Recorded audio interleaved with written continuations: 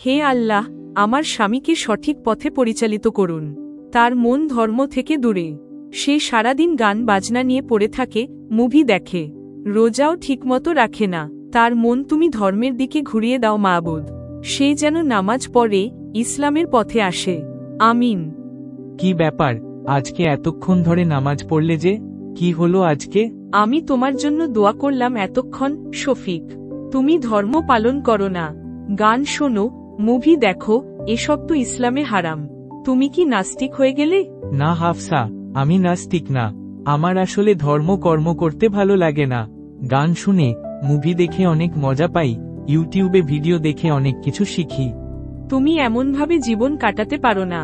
আমি আবু তোহা হুজুর, আজহারি হুজুর, আব্বাসি হুজুর, এদের ওয়াজ থেকে অনেক কিছু শিখেছি।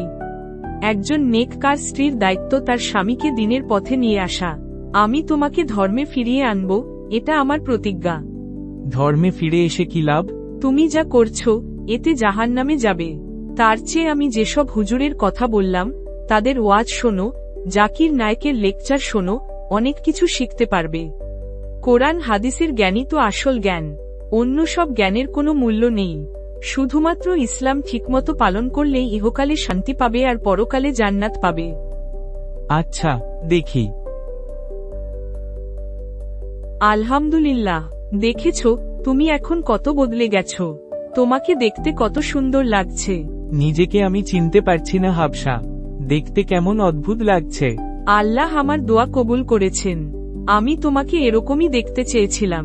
দেখেছো, ধর্মীয় ওয়াজ শুনলে কত ভালো লাগে, নিজের ভিতর পরিবর্তন আসে।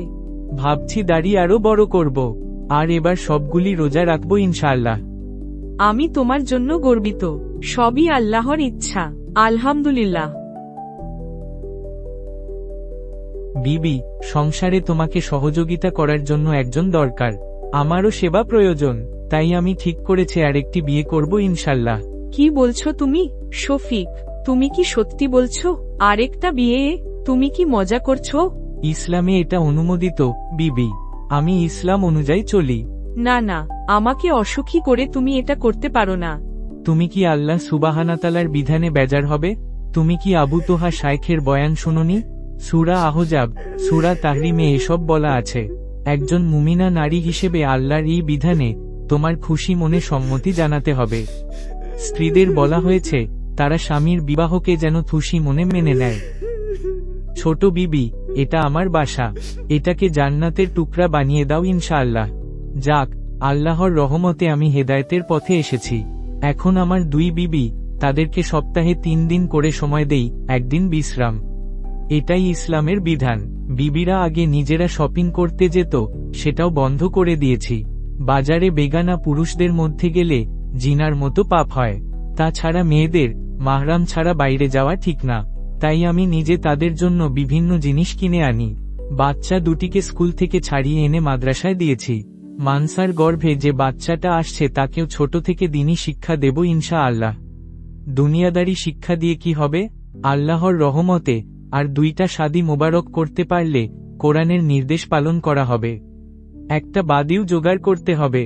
হাফসা, আয়েশা, আমার প্রিয় বিবিরা, তোমরা কোথায়?